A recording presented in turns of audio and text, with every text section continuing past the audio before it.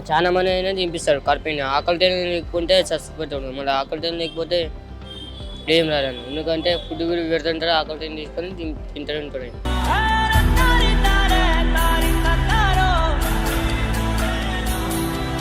మేమే కాదు, మాకులాగా చాలా మంది ఎంతోమంది ఇబ్బంది పడుతున్నారు.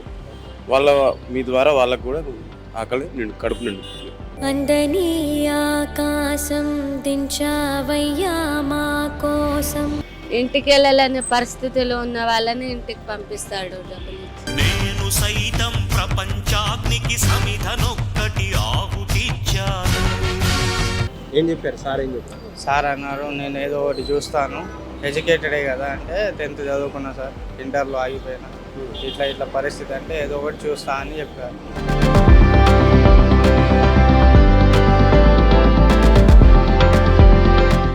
సాటి మనిషిని పట్టించుకున్నప్పుడు మానవత్వం చనిపోతుందండి.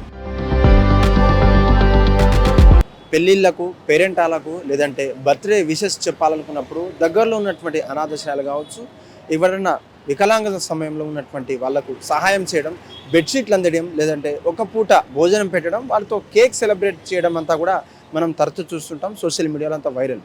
కానీ గత కొన్ని సంవత్సరాలుగా ఫుడ్ పెడుతున్నటువంటి అన్నదాత అసలు ఎంత గొప్ప మానవతా దృక్పథంతో ఆలోచించారో ఒక్కసారి జీవితం అంతా చలించిపోయే విషయాలు సికింద్రాబాద్లో ఉన్నటువంటి క్లాక్ టవర్ సమీపంలో ఉన్నటువంటి అక్కడ ఉన్నటువంటి దృశ్యాలు మనం చూసే ప్రయత్నం చేద్దాం. స్క్రీన్ మీద చూడొచ్చు. అక్కడ ఉన్నటువంటి కొంతమంది ఏదైతే అపేస్ట్ మెంబర్స్ ఉన్నారో, అక్కడ మెంటలీ ఛాలెంజ్ ఉన్నారో, ఆర్ఫన్స్ ఎవరైతే ఉన్నారో, రోజు కూడా కొన్ని ఏళ్ళుగా మేము ఇక్కడే ఫుడ్ తింటున్నాం. ఉన్నటువంటి జ్ఞానానికి, ఉన్నటువంటి కృతజ్ఞతకు మేము జీవితాంతం రుణపడి ఉన్నా కూడా తక్కువే అంటున్నారు.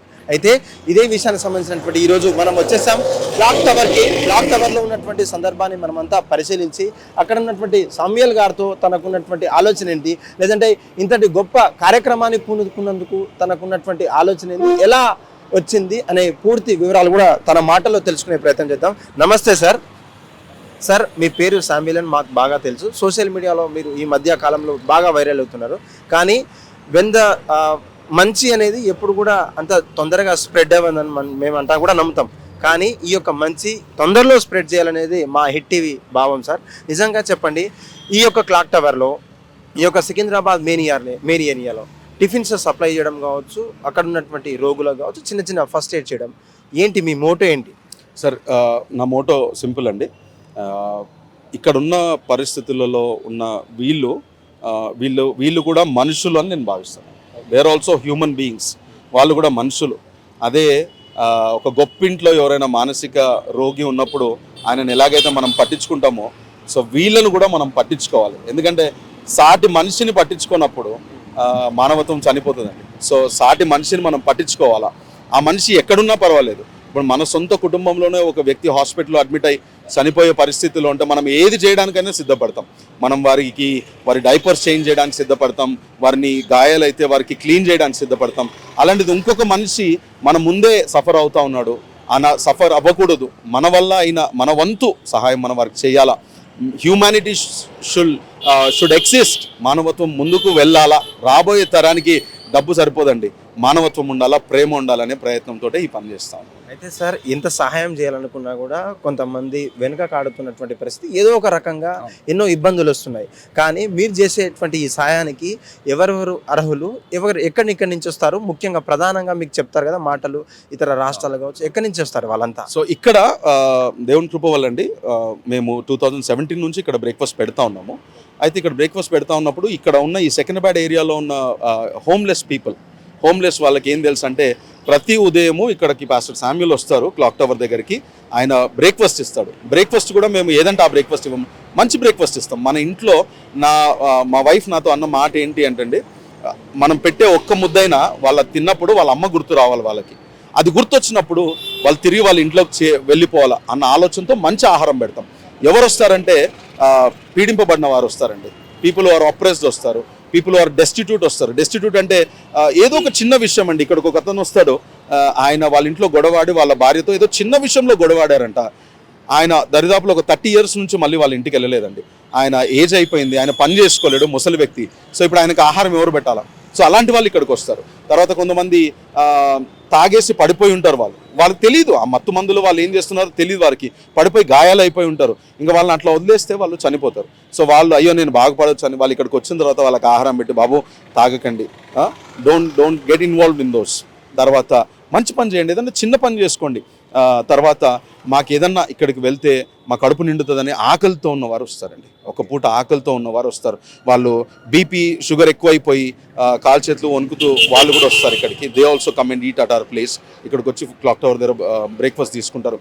సో పీపుల్ దట్ ఆర్ అంటే ఎవరైతే ఇంకా మా లైఫ్ వేస్ట్, మమ్మల్ని ఎవరు పట్టించుకోరు. మీరు చూడండి, చాలామంది ఇప్పుడు ఇలా ఉన్నవారిని ముట్టుకోవడానికి భయపడతారు. సో నేను నా హృదయంలో డిసైడ్ అయిపోయానండి, నేను it's not the outer appearance, వాళ్ళ మనసుకు తగిలిన గాయం మానపగలితే వాళ్ళ శరీరం బాగైపోతుందని నేను నమ్ముతాను. కేవలం ఆకలి మాత్రమే కాదు, వారికి ఉన్నటువంటి చిన్న చిన్న రోగాలు అయితేంది, వాళ్ళకు ఉన్నటువంటి చిన్న చిన్న గాయాలు అయితేమి, హాస్పిటల్ ద్వారా మాయమైనటువంటి గాయాలు కావచ్చు, ఫస్ట్ ఎయిడ్ మీరంతా నేర్చుకున్నారు. ఇప్పుడే చూసాం కొంతమంది డ్రాప్స్ కావచ్చు, ఆయింట్మెంట్స్ కావచ్చు. ఎలా నేర్చుకున్నారు మీ ఫస్ట్ ఎయిడ్? మీకు సేవ చేయాలనే ఉద్దేశం ఎక్కడి నుంచి వచ్చింది? What's your inspire? సార్ నేను ఐ డోంట్ నో మీరు టెలికాస్ట్ చేస్తారో లేదో ఇది నాకు తెలియదు, కానీ నేను యథార్థంగా చెప్తానండి. నేను 2nd క్లాస్ ఉన్నప్పుడు మా డాడీ సైకిల్ మీద, మేము ముగ్గురం అన్నదమ్ములము, సైకిల్ మీద మమ్మల్ని తీసుకొని వెళ్తా ఉన్నప్పుడు స్కూల్కి వెళ్తా ఉన్నాం. మేము స్కూల్కి వెళ్తా ఉన్నప్పుడు ఒకరోజు అక్కడ తుకారాం గేట్ దగ్గర ఒక లెప్రసీ ఉన్న ఆమె కూర్చొని ఉండేవాళ్ళండి. అట్లా కొంతమంది లెప్రసీ ఉన్న వాళ్ళు కూర్చొని ఉండేవాళ్ళు. అయితే నేను ఒక రోజు స్కూల్కి వెళ్తా ఉన్నప్పుడు ప్రతిరోజు వారికి అప్పుడు 5 పైసే ఉండేది, 5 పైసలు కాయిన్ ఉండేది. ఆ 5 పైసే వాళ్ళకి ఇవ్వడం నాకు అలవాటు. అయితే ఆ 5 పైసే మా డాడీ దగ్గర తీసుకొని వాళ్ళకి ఇచ్చిన తర్వాత ఒక రోజు వెళ్తా ఉన్నప్పుడు ఒక వ్యక్తి కూర్చొని ఆమె గాయాలు దుడుస్తూ ఉన్నారండి. అంటే అప్పుడు లెప్రసీ అంటే భయపడేవాళ్ళు అందరూ, అమ్మో ఇదేదో మహమ్మారి అని భయపడేవారు. నేను మా ఫాదర్ని అడిగిన తర్వాత, నాన్న ఆయన మనము ముట్టుకోవడానికి కూడా ఇష్టపడము, అంటే డబ్బులు పైనుంచి ఇవ్వమంటారు కదా, ఆయన వాళ్ళ గాయాలు దుడుస్తూ ఉన్నారు, ఎందుకు అది చేస్తూ ఉన్నారంటే వాళ్ళు డెడికేట్ చేసుకున్న మనుషులు, ఇతరులు బాగుపడాలని డెడికేట్ చేసుకున్న మనుషులు, కాబట్టి వాళ్ళు అలాంటి పనులు చేస్తారన్నారు. అది ఆ పిక్చర్ నా మైండ్లో ఫీడ్ అయిందండి. అట్లా ఎవరైనా గాయాల పాలైపోయి ఉన్నప్పుడు I trust in their soul more than their bodies. So అట్లా వాళ్ళకి హెల్ప్ చేయాలి సార్. దానం చేసే చెయ్యి ఎప్పుడు కూడా తగ్గదు, అది పెరుగుతూనే ఉంటుందని చెప్పేసి ఉంటుంది. దీన్ని ఎలా చూస్తారు మీరు? ప్రతి ఒక్కరు కూడా ఈ యొక్క సంభాషణ కావచ్చు, ఈ యొక్క సందర్భాన్ని ఎలా చూడొచ్చు అంటారు మీరు? దానము, దేవుడు మనకి ఈ జీవితాన్ని దానంగా ఇచ్చిండండి, అది మనం జ్ఞాపకం ఉంచుకోవాలి.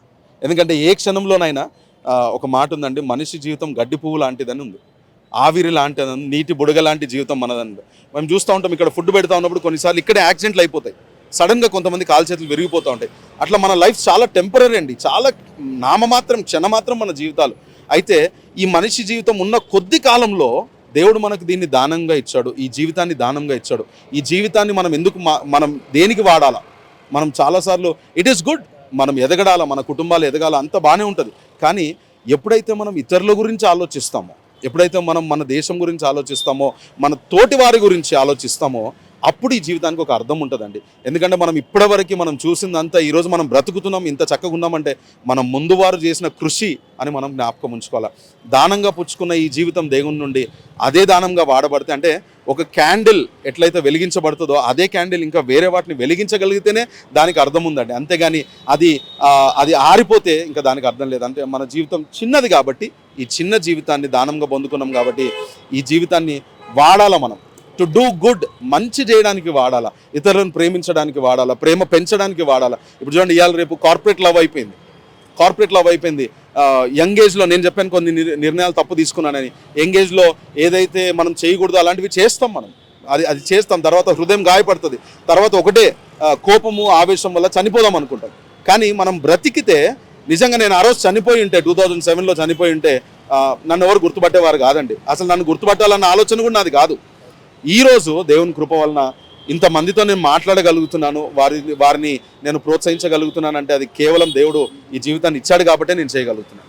మంచికి కులం కావచ్చు, మతం కావచ్చు లేనటువంటి వారిని మీరు నమ్ముతారు, మేమంతా నమ్ముతాం. కానీ కొంతమంది సోషల్ మీడియాలో కేవలం ఇక్కడ ప్రబోధిస్తున్నటువంటి మతం కావచ్చు, ప్రబోధిస్తున్నటువంటి తన పేరును కావచ్చు, ఏదో రిలీజియానిటీ, ఏదో క్రిస్టియానిటీని సంబంధించినటువంటి ప్రపోజ్ చేస్తున్నారు, ఎంకరేజ్ చేస్తున్నారు. కొంతమంది ఊహానా కాకులు కొంతమంది కమెంట్స్ పెడుతుంటారు, వాళ్ళకి ఏం చెప్తారు మీరు మీ యొక్క సోషల్ మీడియా? సార్ నేను ఒకటి, అంటే నేను అబ్జర్వ్ చేసింది ఏంటంటే అండి, సైకాలజీ ప్రకారంగా ఎవరైతే బాగా అప్రెస్ అయిపోతారో, వారి గలము వినిపించలేని వారు ఉంటారో, they choose the other way అండి.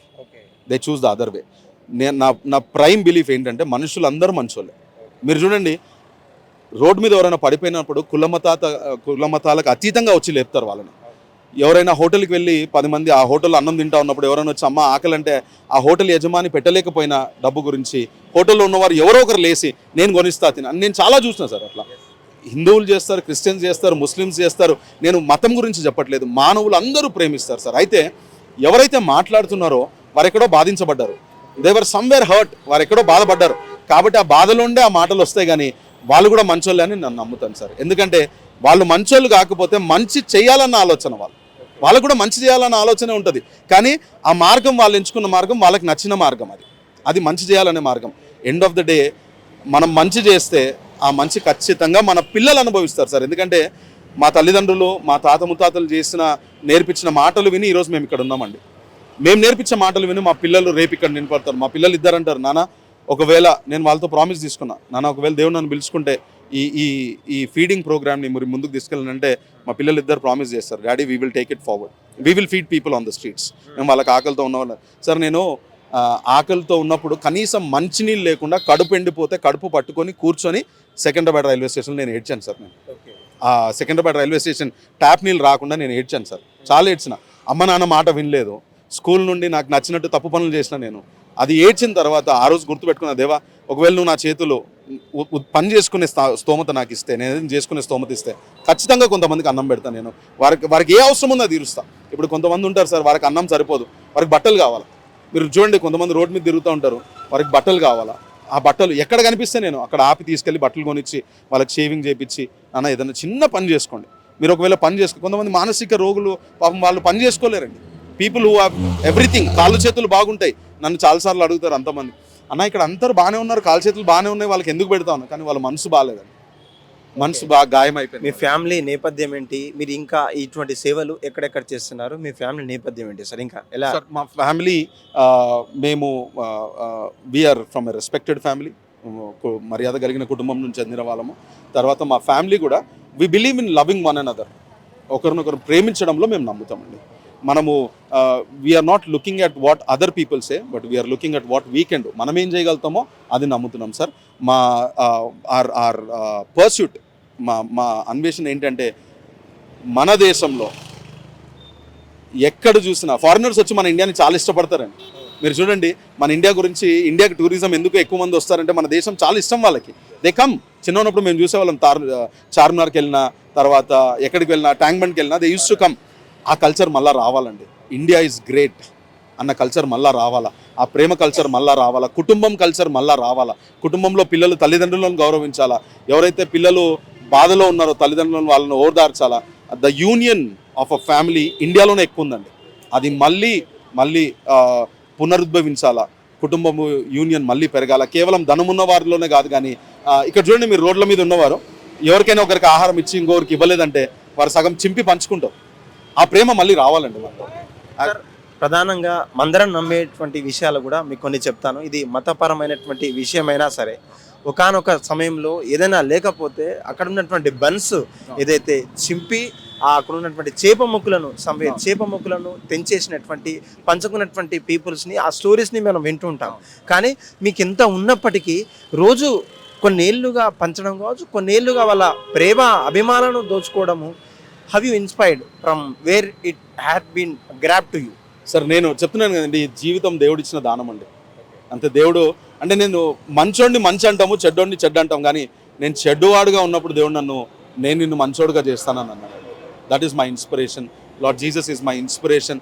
ఇది మతపరంగా ఎవరు ఎట్లా అర్థం చేసుకున్నా కానీ, అంటే he is my inspiration. My parents are my inspiration. నా తల్లిదండ్రులు, నా అత్తమామలు కానీ, నా అన్నదమ్ములు, నాకంటే పెద్దలు, మమ్మల్ని చిన్నప్పటి నుంచి పెంచిన గురువులు కానీ, తర్వాత మాకు మంచి విషయాలు నేర్పించిన టీచర్స్ కానీ, they are my inspiration.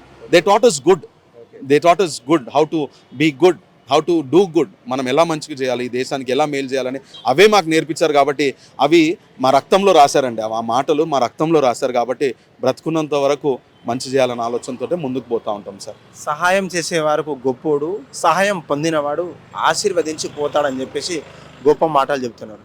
Conclude చేయండి. ఈ యొక్క విధి విధానాలు ఎలా ఉన్నాయి, లేదంటే క్వశ్చన్ చేసే వారికి మీ యొక్క సమాధానం ఏంటి? Silence is the best word అంటూ కూడా మనం చెప్తుంటాం. కానీ ఎంతో మందికి తీర్చిదిద్దినటువంటి ఎడ్యుకేషన్ కావచ్చు, వాళ్ళ లైఫ్ స్పాన్ కావచ్చు, వాళ్ళ ఆకలి తీర్చడంలో మీరు ముందుకున్నారు. కంక్లూడ్ చేయండి. ఓవరాల్గా have you feeling by doing this daily?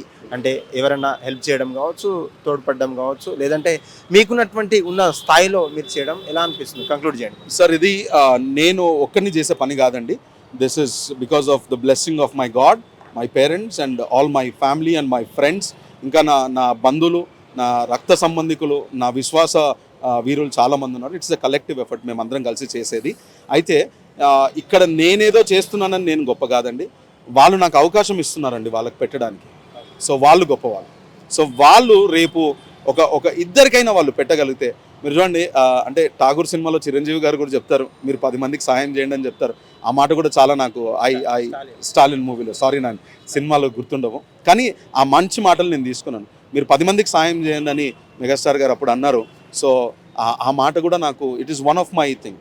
Sir doing good, people who criticize, మన పని వాళ్ళకి జవాబిస్తుంది, మన పని ఖచ్చితంగా జవాబిస్తుంది. మొదట మేబీ వాళ్ళకి అర్థం అవ్వకుండా వాళ్ళు అన్నారేమో, కానీ ఈవెన్చువల్లీ వాళ్ళు చూస్తూ ఉన్నప్పుడు ఒకరోజు వాళ్ళకి తెలుస్తుంది. ఎవరైతే క్రిటిసైజ్ చేస్తారో వాళ్ళే నిలబడతారు. నేను ఒక్క మాట చెప్పి ముగిస్తానండి. మేము ఇక్కడ ఫుడ్ పెడతా ఉన్నప్పుడు ఒకసారి మాకు కలిగిన దాంట్లోనే పెడుతున్నామండి. నాకైతే రోజు వీళ్ళకి బిర్యానీ పెట్టాలని ఉంటుంది, కానీ నా స్తోమత అంత కాదు. అయితే నాకు ఉన్న దాంట్లోనే పెడితే ఒకసారి ఒక ఆయన వచ్చి నాకు ఒకటేసారి ఎందుకు వేస్తున్నావు, ఎక్కువ వేయండి అని అన్నాడు. లైన్లో రండి అన్నప్పుడు ఆయన చీదరించుకొని ఆ ప్లేట్ నా ముఖం మీద కొట్టేసిన తర్వాత నేను అంత టిఫిన్ అయిపోయిన తర్వాత ఆయనతో మాట్లాడి కూర్చొని ఆయనకు చెప్తే, ఈరోజు ఆయన వాలంటీర్ జిలానీ అని, ఈరోజు వాళ్ళ ఊర్లో ఉన్నాడు. ఇప్పుడు ఆయన ఇక్కడ వాలంటీర్ చేస్తాడు.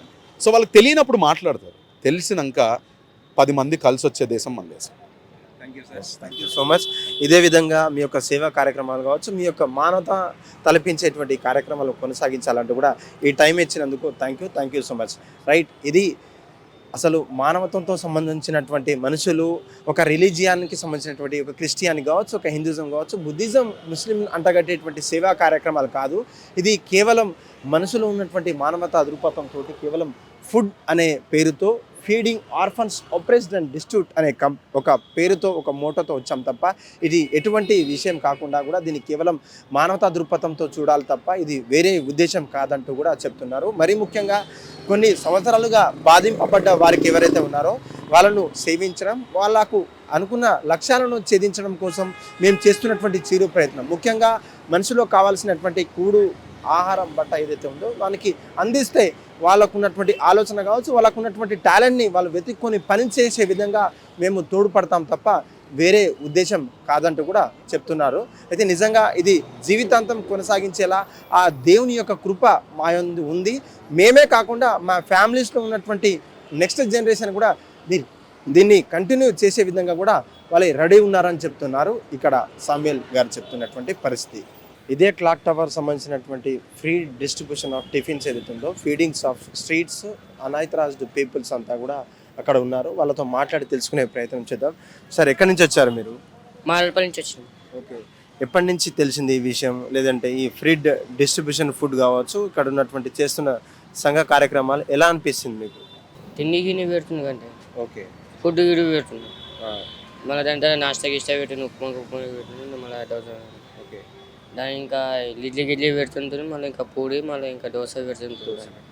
ఎన్ని రోజులు వస్తున్నారు ఇక్కడ నుంచి? రోడ్లు వేస్తామన్నారు, అప్పుడు టైంకి ఆ టైంకి వస్తామంటారు. ఏం చేస్తుంటారు మీరు?